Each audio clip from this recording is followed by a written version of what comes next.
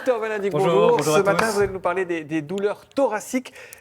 Évidemment, dès qu'on ressent ce genre de douleur, on flippe, on a peur. Oui. Et oui, je pense qu'on a tous eu déjà une fois dans sa vie une petite douleur dans la poitrine. Alors, quoi qu'il en soit, il faut toujours consulter évidemment, mais en fait, c'est pas toujours ce qu'on pourrait penser. Le dernier patient que j'ai vu, c'était un patient qui faisait des pompes chez lui et qui, du coup, a eu mal dans les pectoraux. Il est venu au cabinet en disant docteur, c'est peut-être le cœur. Il a fallu le rassurer, c'est une douleur ostéomusculaire. Donc, vous nous rassurez d'emblée, ça peut être toute autre chose, ça peut être squelettique par exemple. Ça peut tout être, et pas que le cœur. Donc ça peut être notamment la cage thoracique, comme ce garçon avec ostéo-articulaire, douleur intercostale. Ça peut être tout ce qui est à l'intérieur. Donc effectivement, ça peut être le cœur, ça peut être l'ésophage, ça peut être l'enveloppe qui recouvre le cœur qu'on appelle le péricarde et les enveloppes qui recouvrent les poumons, la plèvre. Mais ça peut aussi venir du ventre, parce que parfois ça peut être un reflux au niveau de l'estomac qui peut remonter dans l'ésophage et avoir la sensation qu'on a une douleur dans la poitrine. Et donc là aussi, il faut consulter dans tous les cas. Et puis, dernière hypothèse, dernière chose qu'on peut retenir, la cause psychogène, l'anxiété, l'angoisse, ça aussi, ça a provoqué exactement des douleurs dans la poitrine. Mais comment reconnaître les signes qui doivent nous inquiéter alors, Alors vrais, effectivement, les sérieux là où il faut être vigilant, c'est la douleur qui va être brutale, celle qui aussi, les patients vont dire, ça serre, docteur, j'ai l'impression d'avoir un poids sur la poitrine, ou une irradiation aussi, pareil, dans le bras, dans la mâchoire, ça c'est important de retenir. Vous avez aussi si elle est modifiée par la respiration, ça c'est des points sur lesquels il faut être vigilant. On a également si vous avez des sueurs, des nausées, un pouls, un rythme cardiaque irrégulier. Toutes ces choses sont des signes d'alerte et là, dans ce cas, il ne faut absolument pas attendre, il faut consulter immédiatement, il faut réagir. Donc dans ces cas-là, on est d'accord, docteur, c'est les urgences, mais direct. Alors, c'est même plus que les urgences, c'est le 15 immédiatement. Ne prenez pas votre voiture pour aller aux urgences parce que vous pourriez finalement faire un arrêt cardiaque dans votre voiture et là, ce ne serait pas super.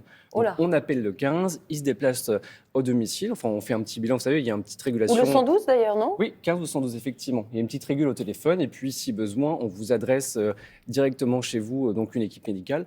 Et j'ai déjà eu une patiente, moi, qui est venue au cabinet, qui un jour me disait, elle est arrivée déjà en s'excusant, toute charmante, 52 ans, en me disant, écoutez, depuis ce matin, docteur, j'ai mal dans la poitrine. Je ne voulais pas vous déranger en faisant le lit, la douleur, elle augmentait.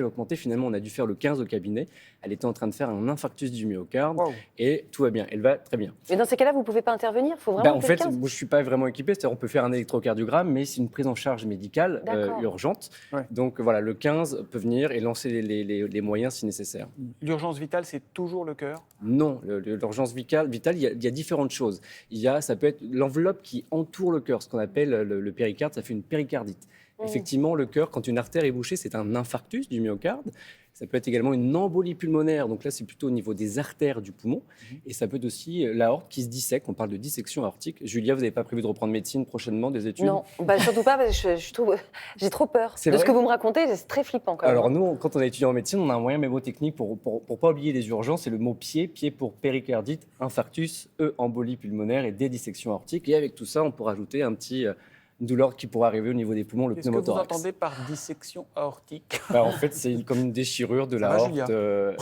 Ça va, Julia ? Je suis très oppressée par cette chronique. Non, tout va bien. Non, au contraire, voilà. Je veux vraiment qu'on retienne ce message. Effectivement, dans tous les cas, une douleur dans la poitrine, on consulte, c'est vrai, c'est important.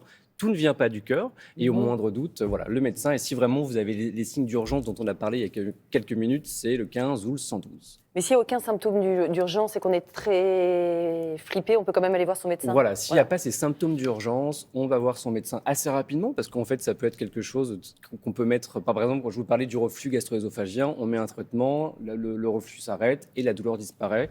Et si c'est plutôt psychologique, il y a aussi à prendre en charge cette composante et ça rentrera dans l'ordre. Au moindre doute, on consulte comme toujours. Bon, d'accord. Merci pour cette chronique finalement rassurante sur la fin. Bien sûr, On s'en sort bien.